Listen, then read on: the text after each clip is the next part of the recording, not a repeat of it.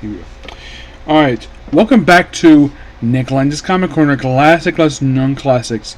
This is episode number 3202, Doubleshot number 3096. I'm about to talk about a trade paperback I have not talked about in a long time.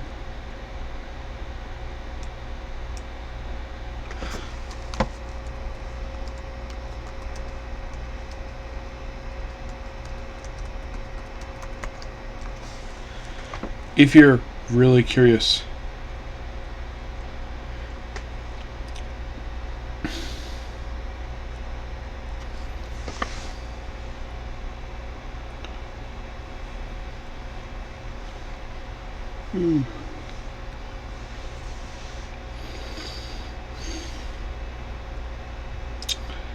I have not talked about this book in 6 years. And the reason why, because I was trying to look up for books to buy, but they became very difficult to find because it's Jonah Hex. It's basically this particular character. Well, this book is All-Star Western, Volume 3, The Black Death Probability, featuring Jonah Hex. Now, the overall really big problem with Jonah Hex is that for some reason, and I heard a rumor about this, I do not know if it's true or not, was that after his solo movie he released, apparently people who bought the trade paperbacks for the second volume for Jonah Hex apparently returned to stores for reasons. Yes, and apparently the graphic novel series fell out of print. And DC Comics has not printed any new Jonah Hex material in years. It's not the character. Some point to the live-action movie being terrible.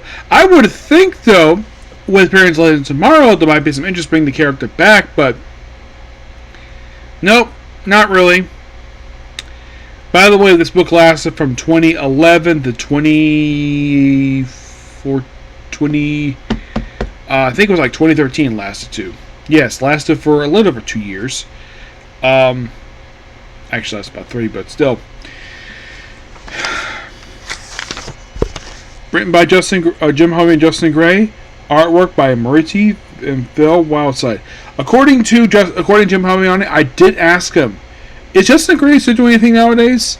According to him, he is doing crowdfunding projects. That's what he's doing nowadays. Jimmy, of course, is doing his own stuff. So this book contains All-Star Western, Volume 3, Issues 0, 13, and 16. So basically, this is sort of a origin story for Hex, where he is like from the Civil War. Oh, the thing with Jonah Hex that I've never brought up before, if anybody knows, like, why does he wear a silver uniform? Why is his uniform always looking very silver? Well, that's because this was his Confederate uniform that he still wears. Being some guys up at his place. Some people shut up.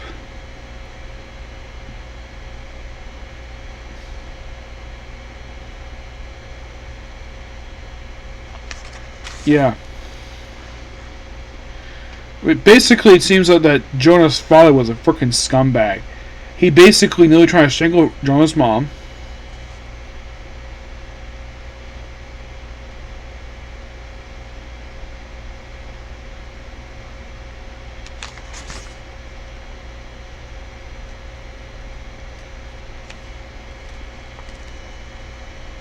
Yeah, Woodson Hex. And apparently he basically throws his son outside of the house. And then it's like, you gonna shoot in the back, Jenny? I will if I have to. Yep. Go away, Woodson. Sleep it off and come back when you're sober. Yep.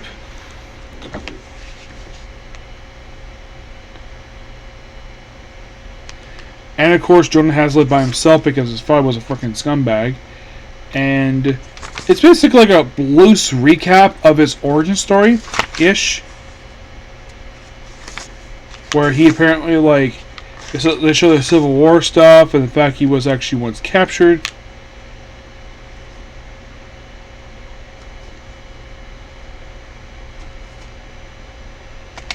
And the fact for some reason they decided to whip him, despite the fact this is technically the Civil War. They usually whip slaves, not usually captured soldiers. Yeah, and he was whipped, went down river, saved by local Native Americans. Yep. And he's got a scar across his face. And then he challenges the chief's son to a duel. And he wins. And apparently, despite the fact that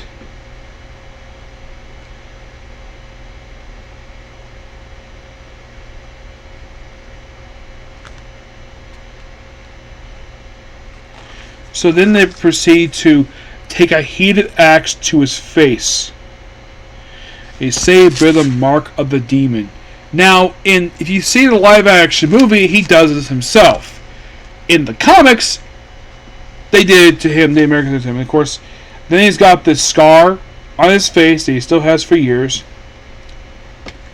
And then he meets up with Tabitha, a woman he basically forms a long-term relationship with.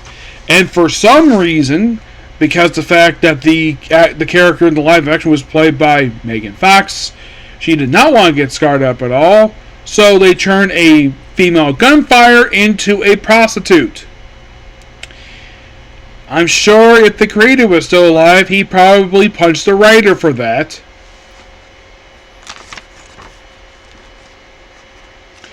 And then elsewhere in Gotham City, because the fact this book takes place in 19th century Gotham City, because it's been industrial, and there's Haley's Circus, the same circus that, well, and then of course Jonah investigates, well, yeah, he's basically Gotham City. He spends a whole lot of the book in Gotham City until toward the very end. Excuse me. He also is, in the book, he's working with Jeremiah Arkham's ancestor, more like his great-great-grandfather. Those of you curious about the original Dr. Arkham, he founded the Arkham Institute, where he later became a resident of, according to basically popular comic lore, because he himself also went insane. First his wife went insane, then he went insane too. And apparently there's always been Arkhams running the Arkham Institute. Go figure. And we see Haley's Circus here. Now, in case you're curious though about Haley's Circus, like, is there an ancestor here of Dick Grayson? Not really. There's stuff here with the Golden Dragons, apparently like a Chinese gang. Which, no, I'm not going to call it by the actual term they used back then. If you're really curious, in the 19th century, someone from Asia was called a yellow. Yep, that was the term that described them, because their skin looked kind of yellow. They described Native Americans as redskins, or reds, not like the communists per se, but that was an old term. A term that is not used nowadays, so who's Asian is technically referred to as an Asian, or whatever nationality there is, but not yellow, or in some cases, a Chinaman. Yes, they've used that term too. But look how Jim Palmiotti does not go down that route at all. Even he knows basically using the outdated racist terms basically is not exactly a good idea. But in drunkenness, of course, Tabitha also deals with a tiger, and of course you have a crazy clown, and then we see this big hulking guy, like, give me back my little black diamond. Yes, because of course basically we're dealing with the black diamond probability. Yes, which apparently in the words on Heck does not turn to Eclipso, it just makes people insane. And we have a version here of Mr. Hyde. Yep, and of course we have to deal with that. Yes, and for some reason the artist basically wants to look like let me get close to exactly what the artist draws John Hex's face as, which pretty accurate. Yes. And of course, deal with more of the Golden Dragon. John Hex basically is, well, still meant to go Tabitha. I think her name was Rosa. Oh, those of you curious, basically her appearance. She was once kidnapped, and she got that from the guys basically kidnapped her and tried to rape her. Yeah, so basically because they dared turn on their advances, they proceed to cut her up. But apparently Jonah Hex has no problem with her scars, because he's got a scar too. I think if I remember correctly, I've seen pictures of this. She has scars on her back. She has a lot of scars on her back, and I don't think her arms per se, but mostly her back. Yep. Though at least this book is a lot of fun. I do enjoy this. It's kind of interesting though we have a Calypso deal with the Black Diamond, because in the pre-Flashpoint continuity, the Calypso Diamond was actually in a tomb. It never reached the U.S. until the 1960s, thanks to the Calypso story. But this is New 52. Throw all the stuff out the window, and that's what we get. Lots of barroom fighting here. Notice him get bandaged up.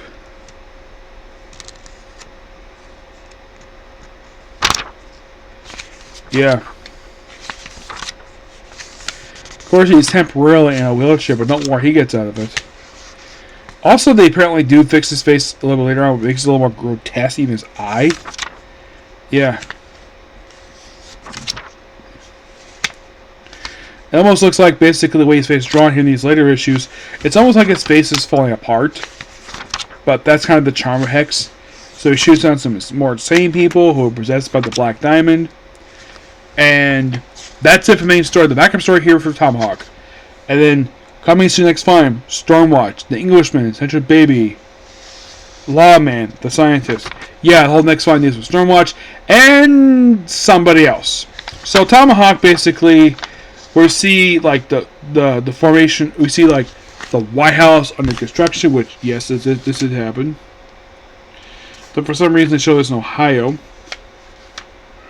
And Tomahawk, if you're not familiar with this guy, he is an old DC Western character who is not well known as like when you think of DC Western characters, who's usually the first person that comes to mind? Jonah Hex. He is not exactly somebody. He is basically the only thing you would know about Tomahawk is the fact that if you're a hardcore comic fan. If you're a casual fan, you probably have no idea who the heck he is. Hex, yeah, people know who he is because he featured Batman the Animated Series a couple times, and also Justice League Unlimited. He's also featured, of course, on the movie, and of course, the Legends of Tomorrow TV show a couple times. So it's a lot of like Native American stuff, but nothing really racist per se, which I do appreciate. Jimmy Helmer and Justin Gray not writing this to be racist too. Yeah, of course, they have the gun pointing thing because of the distrust between the Americans and the British. I think this is taking place before the American Revolution, like I'd say around the time of the French Indian War. And lots of killing per se. And yeah. It's almost done in the style of Last Mohicans, but this book was really good. I thoroughly enjoyed this. I get this book a 9 out of 10. I do have another Comic Corner coming. Next one will feature another volume for that one. The next that we have is Green Lantern Volume 2, Love and War. This contains Green Lantern Volume 7 through 12. Now, in the case of the previous volume, they didn't collect all the stuff, material related to those first 6 issues, because the first 3 issues sort of form a backdoor pile into the Green Lantern War Journal series. For issues 4 through 7, it's basically for this is a children's book. This one does contain the entire all the issues. I checked.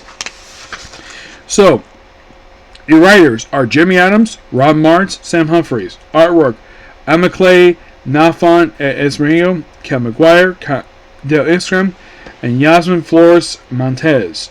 Esmerino is on the cover artwork. Now, is it kind of interesting though? We have 2 very popular writers in the form of Phil Kennedy Johnson and Jeremy Adams pulled off really good titles. They had really good runs, and they're both doing Green Lantern. Though Phil Kennedy Johnson is currently doing He does Batman Robin now. Jerry Adams still does his title, still published. It's really good. So we start off with Jon Stewart, Hal Jordan, Kyle Rayner, Jessica Cruz, Kilowog, Guy Gardner, and the character who a lot of the time the writers last several years keep forgetting exists, Simon Boz, because prior to this book, he had not featured in several years. As for the reason why he's not featured, I have no idea.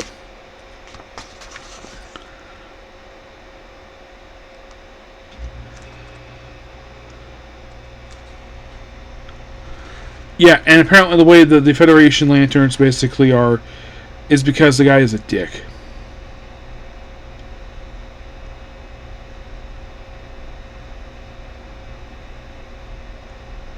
Especially the ones of Guardians charge, like... Yeah, so...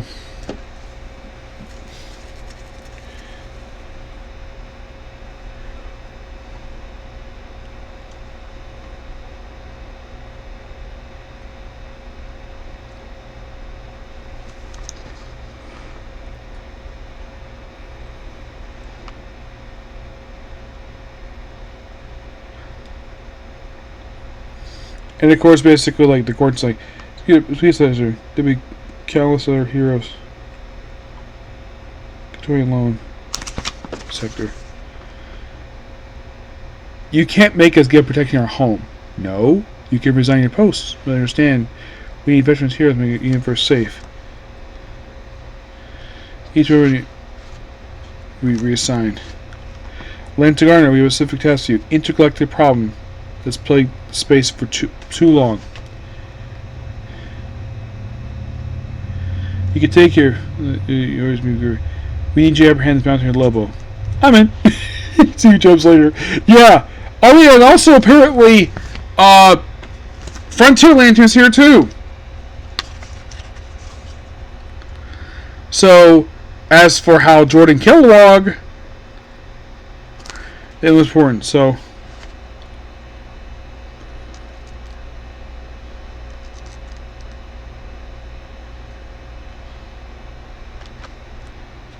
yeah, and of course they can't go back home for reasons. And they say Superman's the one protecting it, like it's their freaking home.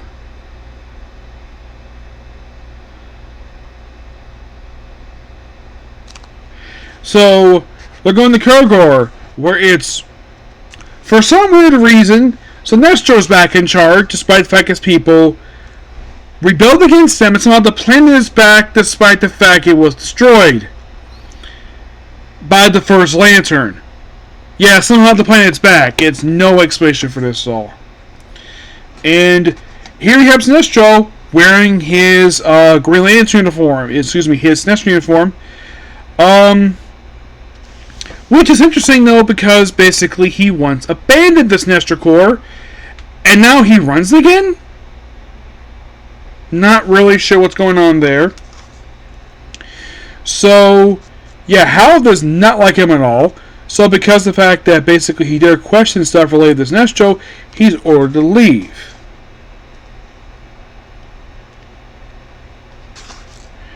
Yep.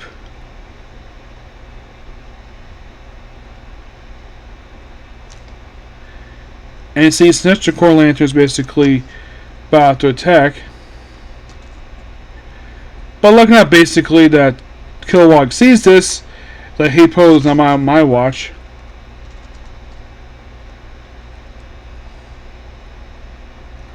The trees. Do we damn tea scrap?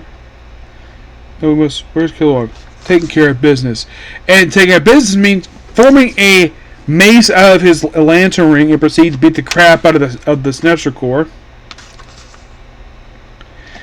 And supposedly he's stopped by one of the lanterns. But look how basically saved by, well, then the power barrier basically starts charging up really weirdly, and then Earth now, and then we see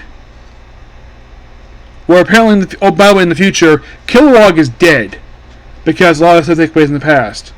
Now we see Razor here. Yeah, he's in the book. So the planet Odin apparently has their own lantern, which explodes. Apparently it's a blue lantern. Actually, I think somebody be saying Walker, not Razor.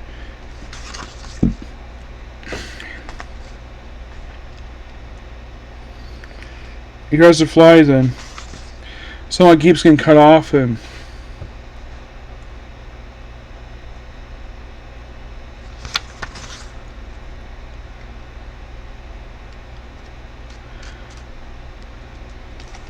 yep, so then we see Carol. Yep, she shows up here because Hal hangs out on his trailer because he can't leave for some reason because he's confined to Earth. So then he goes to Greenwich Village, New York, and to see Madame Xanadu. Yes, a character who, in the last almost 10 years, since first one Just Like Dark ended, has been very rarely featured. And I do mean very rarely. Yes. And believe it or not, this woman once had a brief ongoing series that lasted for 2 years. It was written and drawn by Matt Wagner. And then we have the United Planetlander show up. Carter Prey. Hold up. I'm not a United Planet. I'm a Green Lantern. This is my sector. Razor and I were looking away for other planets. Something was up with Central Power Battery. Had to stop them. By order of the planets, you're using undesignated Green Lantern ring in a quarantine area. Yeah. Like, hell I will. Take cover. Yep. So then, of course, we have, it's like, hope you don't. Like, what? Yep, so somehow his face is covered up for some reason.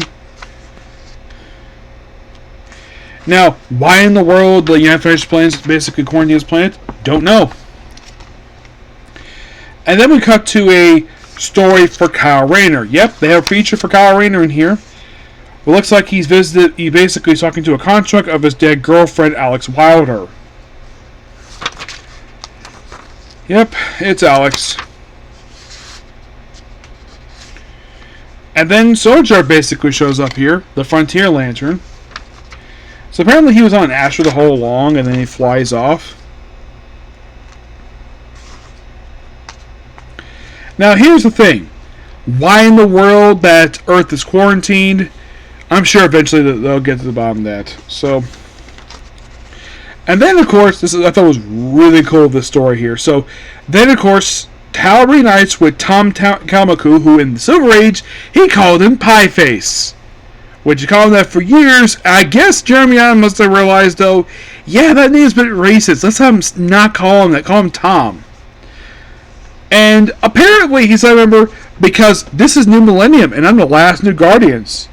And I'm like, so he brings in a book that came out in the late 80s that Steve Eckhart wrote at the start, then stopped. And now apparently remember, oh yeah, so like charge it, and then of course you have this explosion happening here. Then we have a story for Jessica Cruz.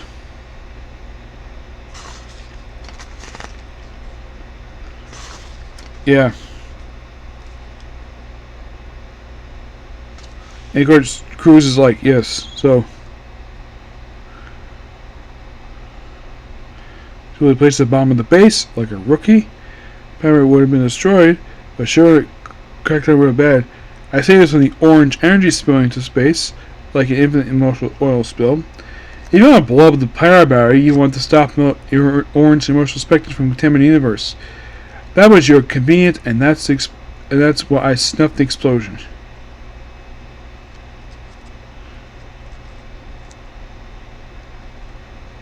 And of course, like, here we think, like, nope. Got a gun. Nope. Yep. And of course, try to stop, but nope. So, yeah. Planet Oa. So, yeah. Resistance cores.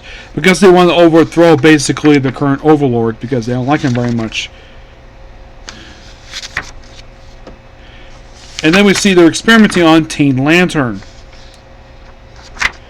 Which Hal is not happy with that. Which one of you is going to take your head off? We're going to take off her head. I guess it leaves you. So basically, he gets Razor. They get out of there.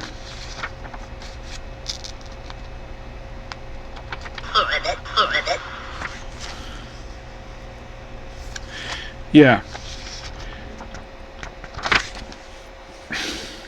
And then we see Booster Gold. Yep, because the Come Inquire story, because it's Guy Gardner. And this story here is mostly put a prologue in this one here, and the following issue is a prologue into House of Brainiac. And then we go to Zamaran, which their power battery explodes too. And then we have this guy named Nate, who I think was a past boyfriend of Carol's, who they attempt to get married. So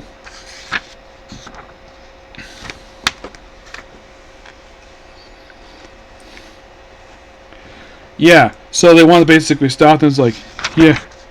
One thing about the Jerry Adams right, the United Planet Lanterns is that they're complete dicks.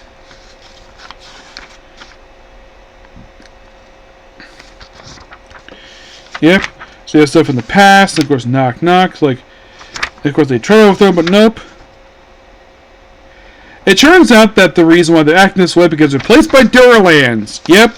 Replaced by the Duralans. Of course, Duralans.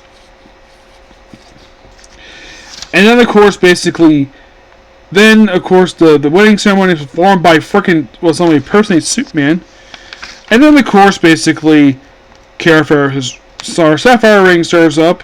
And, of course, basically leads into the Guy Gardner feature, which was the Space Dolphins thing. And then that leads into, like, more stuff.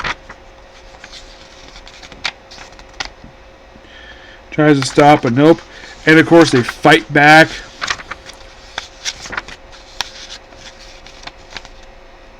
Your power rings, like, yeah.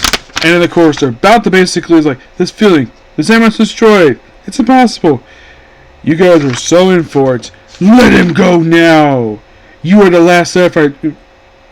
Your choice, blast. It's like fucking cards. I'm so funny. Halt on the 38th place. Screw your authority. Bam! You okay? Never better.